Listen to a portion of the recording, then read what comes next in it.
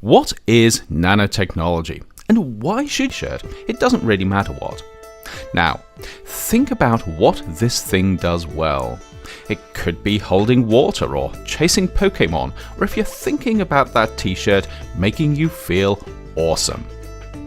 Then think about what it doesn't do so well, perhaps smashing when you drop it, or running out of power just when you need it, or thinking about that t-shirt still, smelling of BO after you've worn it for a couple of days.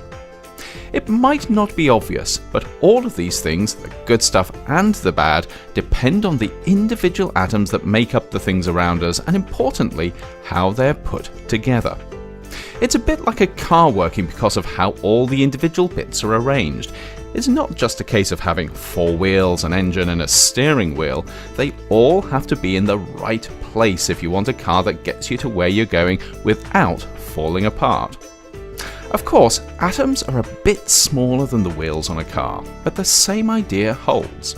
How the different atoms in something are arranged can affect things like how strong or how weak it is, or if it conducts electricity, or if you can see through it, or even what it feels like.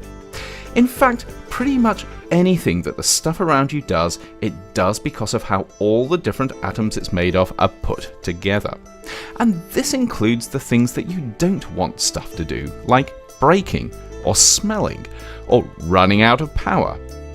If we were really smart, of course, we'd make the stuff around us work better simply by doing a better job of arranging the different atoms it's made of.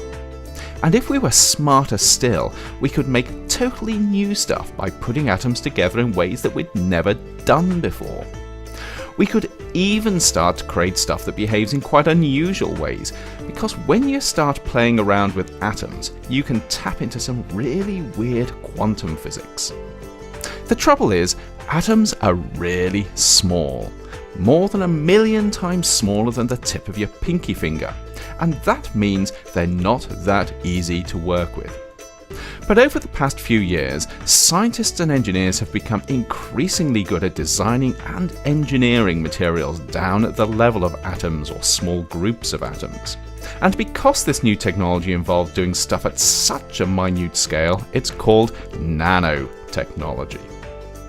Using their new skills, nanotechnologists are beginning to do cool stuff like creating materials that are really good at turning sunlight into energy, or using nanoscopically small particles to deliver anti-cancer drugs, or even turning polluted water into drinkable water. They're even finding new ways to make glass that doesn't break when you drop it, batteries that last longer, and even t-shirts that smell fresh after you've worn them for a few days. This is really powerful tech. It's helping us to do stuff we couldn't even dream of just a few years ago. But because nanotechnology is so powerful, we need to be really careful how we use it, just in case we end up causing more problems than we solve. The last thing we want is to make better solar cells that also destroy the environment, or design more efficient water filters that just happen to cause more pollution. Because of this, scientists and others are working hard to make sure we develop and use nanotechnology responsibly. But this isn't just down to nanotechnologists. It's something everyone can be part of, because at the end of the day, it's up to us to decide just how much we want nanotechnology-enabled products and what we're willing to put up with to get them.